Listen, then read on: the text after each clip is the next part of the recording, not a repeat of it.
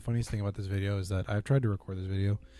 Like, this is now the 4th time that I've tried to record this video.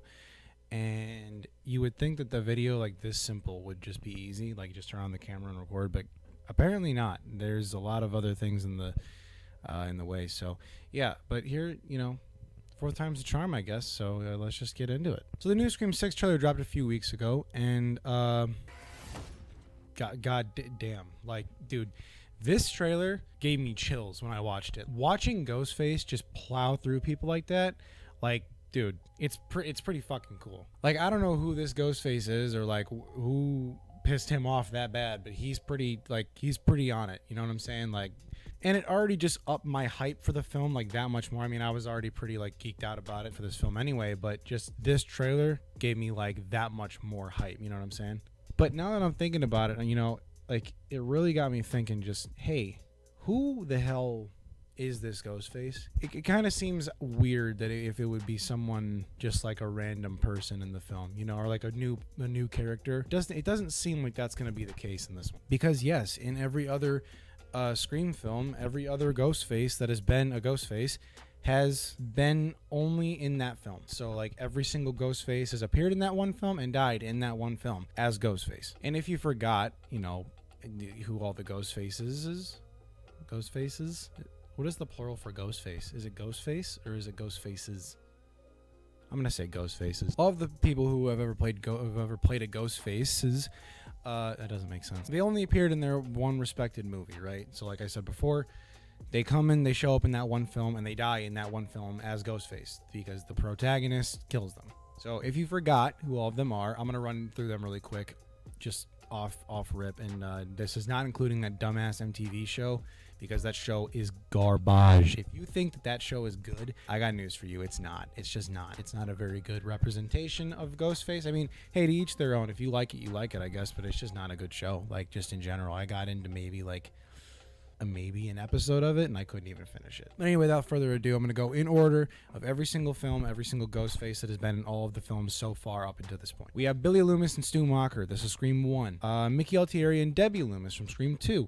Roman Bridger from Scream 3, ew. Jill Roberts and Charlie Walker from Scream 4. And last but certainly not least, Amber Freeman and Richie Kirsch from Scream 5. This was our most recent Ghostfaces, and albeit, other than Roman Bridger, this is probably the most weakest Ghostfaces, I think. I personally think. And before I get into ranking them all and whatever, as much as that would be fun, I'm not going to do that in this video. I might do that in a later video, but definitely not in this one. Because this video is all about finding out who the new Ghostface is. Who is this new one that's going to be in New York City rampaging and killing, you know, innocent convenience store clerks? However, I will tell you my personal favorite Ghostface. My personal favorite Ghostface out of every Ghostface that we have had on the big screen, that title would have to fall to none other than Stu Macher. I think everyone's favorite Ghostface is Stu Macher. Like, I'm just going to be honest. I mean, he just is Ghostface. He's the Ghostface.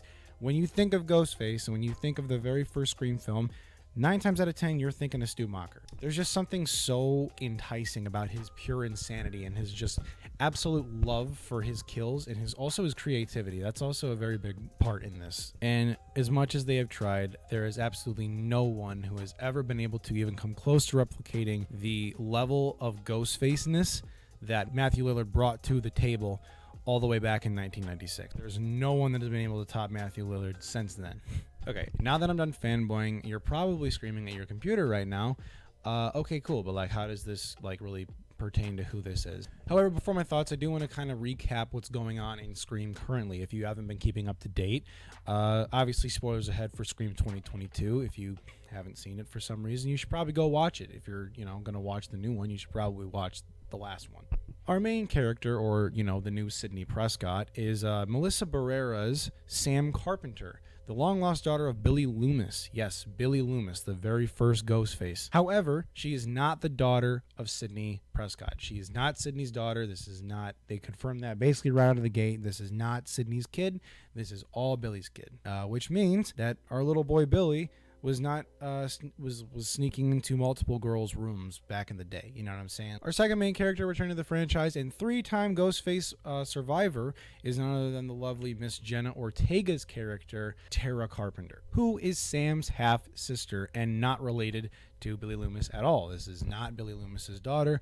That title only goes to Sam. And of course, returning to the franchise for most likely, I'm not going to lie, the trailer makes it seem like this is going to be the final time we're going to see her. But Miss Courtney Cox as Gale Weathers, she's been in every single Scream installment, and I believe this. I personally believe, as a fan and as just a nerd of the franchise, I think that this is going to be her last time on the screen. But yeah, we lost a bunch of characters in the last one. We lost Deputy Dewey. We lost this random officer chick that for some reason, to this day, I do not know who she is. If you know who she is, it's some... whatever, maybe she was somebody from the originals. I have no idea who this character is. Someone please let me know, because I would love to know. But anyway, now they're all in New York. They're no longer in Woodsboro, and now they went across the country completely to New York City. And I believe this is where Gale Weathers ended up before in Scream 5 before she came back to Woodsboro. I'm pretty sure this is where Gale was. So maybe they're all following her. I have no idea. But now they're in New York now. And for the most part, we got some returning characters. I think there's a couple new ones, but yeah, for the most part, these are mainly all returning characters, and even a surprise appearance from Kirby, all the way back in Scream 4. Remember her, the best friend that everyone thought was the Ghostface, but she ended up not being the Ghostface? But of course, in this franchise, you can not only see Ghostface one time. It doesn't happen. The only time you can see Ghostface one time in your life is if he kills you, and if that's the case, then you lost. But if you're a survivor of Ghostface, you're going to be seeing him for the rest of your life, and that is definitely the case in this new one, along with a new Ghostface that honestly, there's some history going on here. I really do think that there is some history going on, and it really leads me to believe, is this a new Ghostface? You see, my dear friends, I think that for the very first time in Scream history, we are in our midst of our very first ever returning Ghostface. The first one to ever don the mask and the cloak again. But out of every Ghostface on our roster, who would possibly want to kill the daughter of Billy Loomis, right? Like, who would even know that was her daughter anyway? I mean, I'm not really sure. I need to rewatch Scream 5 because I did a while ago, but I did turn it off because I got tired and whatever. But I don't really know if that news is public, right? And if it is public, I feel like she would be getting a lot more backlash. And maybe that's why she moved to New York in the first place. I'm not sure. However, what I am sure of is that this new Ghostface, is a psychopath. Worse probably than we've seen in the past, because he's built an entire shrine to Ghostfaces. All of the Ghostfaces that have ever been. There is a giant room. We see it in the trailer. There's a giant room in a shrine built to this character and this person. Not only is there a shrine built, but there is like extremely specific things that only somebody who is like a mega nerd fan of Ghostface would know about. For example, I just took some really quick notes from what I saw in the trailer, but you see a plain white tee that's bloodstained. This is Billy Loomis's shirt, that what he wore in the first film that he died in. And right next to that, we see Stu Macher's red robe that he was wearing around in the party. And then we also see like the star that Sydney's boyfriend Derek in Scream 2 died on. And then we see Debbie Loomis's like pantsuit thing. There's a whole bunch of stuff, and I'm sure we're going to see a lot more when the film comes out, but of course this is the only things that I can kind of like pick out right away. However, if you do notice, the mannequins, they do show a little quick sweeping shot of the mannequins. The mannequins don't have any masks, and it's kind of weird to have a shrine to Ghostface without having the signature Ghostface mask, right? I just thought, I don't know, I don't really know why this is the case, and obviously we're going to get answers when the film comes out, but it does seem kind of weird that there's not like, you wouldn't complete the whole set and put the costume up without the mask. It's just kind of weird, but maybe that's just me. However, we do see that there is one mask, the one that the killer is wearing, the new Ghostface, quote unquote, is a very, very old mask. This one's been worn. There's blood on it. There's dirt on it. This one looks like it's been through some shit. And we first see it in the trailer when Sam is holding it and she's like got it in a bag or whatever, but obviously later in the film someone yanks that shit and now they're running around killing people with it. Another thing I want to touch on really quick is again how skilled this Ghostface is. I know I kind of brought it up earlier, but this Ghostface is kind of different, right? Because he seems to be a lot more skilled in the fact that he knows how to properly clear out a room. Like in the trailer we see here with Gale and this random dude, he's clearing out multiple people in one room, and we haven't really ever seen Ghostface do this, like unless there's multiple Ghostfaces, which there usually is, but I'm just saying that in this case like Ghostface usually attacks his victims like when they're by themselves, or he'll get them by themselves and then go attack them. He doesn't straight out go into a room knowing that there are multiple people in there and then take them out silently. That's like on some Batman shit, and he doesn't like that. Normally, it doesn't fit the MO of a Ghostface, is what I'm getting at. So with all this being said, we can clearly tell that this Ghostface either has experience or has been doing their homework, or both. Now, who do we know that would fall into that criteria, who has done their homework and has experience being a Ghostface? Now, at which point you might all be screaming at me right now. They're all dead. They all died, and every single Ghostface has died in every single movie. And I would agree with you, and you would be right, except for one. See, being the giant Scream fan that I am, I love watching Scream. I rewatch it all the time. It's one of my favorite movies. I just turn it on when I'm trying to sleep sometimes. It's just a fun movie. It really just kind of gets me in like a calm, relaxing mood. So watching it about 1,000,001 times, there's always been one thing that kind of bugs me about the first Scream. And I would also, and like I said, I would like to agree with you. Every single Ghostface has died. Every single one. Every single one has either been shot in the face, shot in the body. They've all died. We've all seen them die. They're all dead. Except for one that is like really always been on my mind. Stu Macher.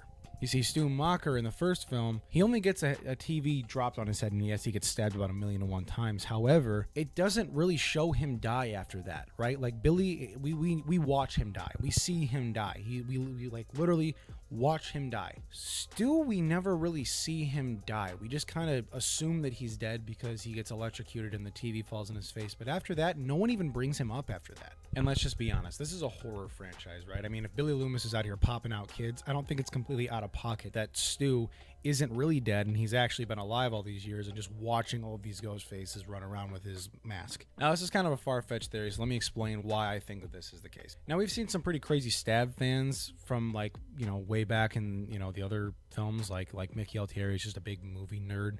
And we see Jill Roberts, she's a big movie nerd, and so is Charlie Walker, and she's obsessed with the whatever. And then we see like Amber Freeman and Richie Kirsch. They're all obsessed with the stab films and Ghostface as a character. None of them could ever been this obsessed with the Woodsboro Killer other than old Stu, right?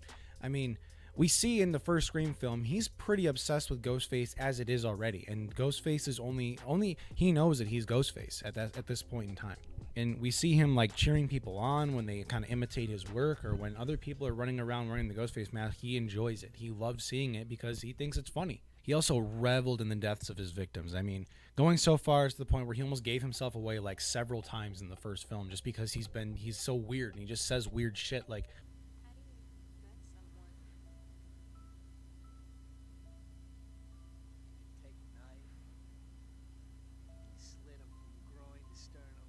and goes into very vivid detail about how to kill somebody. Like, that's super weird, and when you look back on it, you're like, obviously it's him.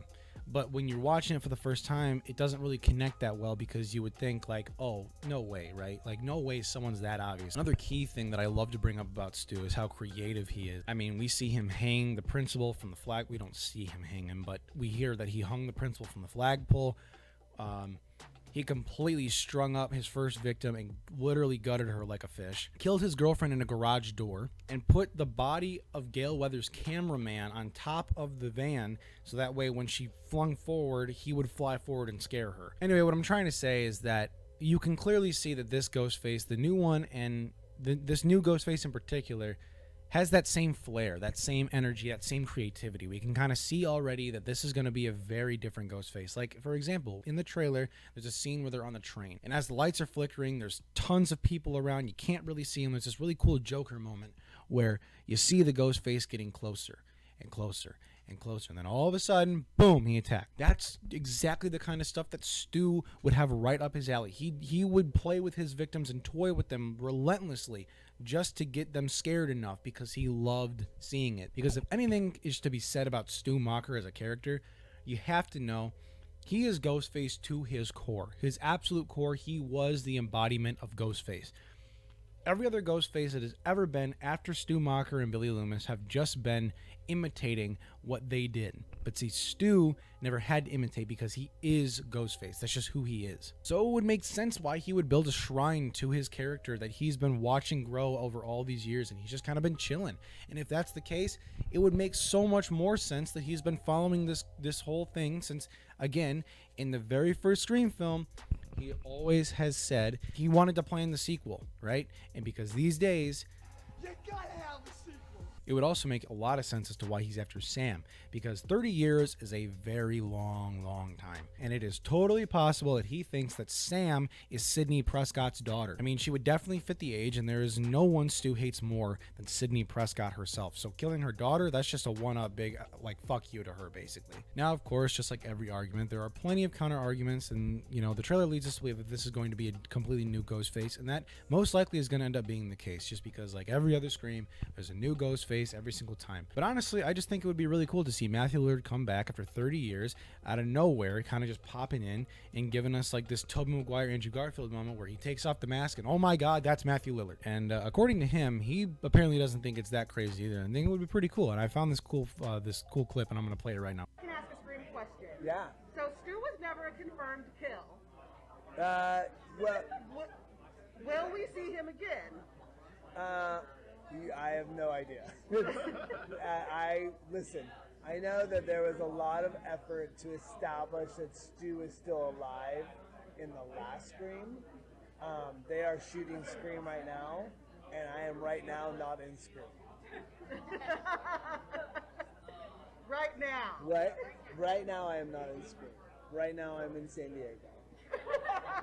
So let me know what you guys think down below. I mean, obviously, like I said, this is pretty far-fetched and it's kind of out of the blue, but honestly, I think that this is a really, really cool theory. And I mean, Scream fans have been crying this for years. Stu's going to come back. Stu's going to come back. Stu's going to. But I think out of every Scream that we've ever gotten, I think that this one's probably going to be the most likely where he's going to actually come back. But if you disagree and have any counter arguments for my point, go ahead and leave them down in the comments. I would love to read them. Also, let me know how excited you are for this Scream, because I'm extremely excited and I'm going to watch it immediately. Sorry the camera died, but whatever, I'm just going to keep going. All right, so anyways, yeah, thanks so much for watching. If you watched all the way to the end, and stay for a little bits of a, there's a little bit of a surprise that I got after this, so just stick around for a minute. This is not the outro, just watch the rest. So anyway, guys, that's going to be it for today's video, and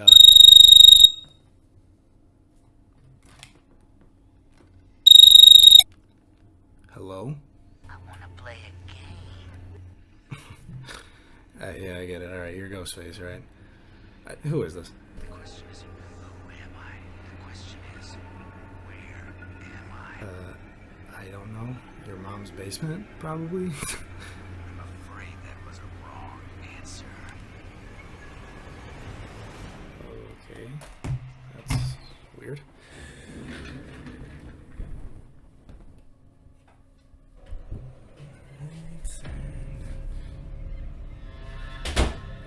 What the fuck? Whoa, whoa.